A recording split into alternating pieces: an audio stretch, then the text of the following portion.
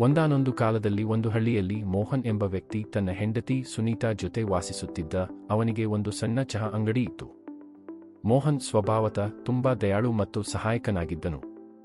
ಅವನು ಏನೇ ಸಂಪಾದಿಸಿದರೂ ಅದರಿಂದ ತನ್ನ ಕುಟುಂಬದ ಖರ್ಚುಗಳನ್ನು ನಿರ್ವಹಿಸುತ್ತಿದ್ದನು.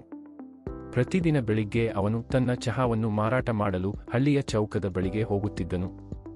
ಜನರು ಅವನ ಚಹಾವನ್ನು ತುಂಬಾ ಇಷ್ಟಪಡುತ್ತಿದ್ದರು ಮತ್ತು ಇದರಿಂದಾಗಿ ಅವನು ದಿನವಿಡೀ ಉತ್ತಮ ಆದಾಯವನ್ನು ಗಳಿಸುತ್ತಿದ್ದನು. ಅವನು ಯಾವಾಗಲೂ ಭಿಕ್ಷುಕರಿಗೆ ಉಚಿತವಾಗಿ ಚಹಾ ಬಡಿಸುತ್ತಿದ್ದನು.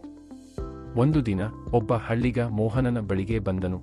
ಮೋಹನ್, ನನಗೆ ಸ್ವಲ್ಪ ಹಣ ಬೇಕು. 2 ದಿನಗಳಲ್ಲಿ. ನಿಮಗೆ ಎಷ್ಟು ಹಣ ಬೇಕು? ನನಗೆ 500 ರೂಪಾಯಿ ಬೇಕು. ತೆಗೆದುಕೊಳ್ಳಿ. ಮೋಹನ್ ಯೋಚಿಸದೆ ಆ ವ್ಯಕ್ತಿಗೆ ಹಣ ಕೊಟ್ಟನು.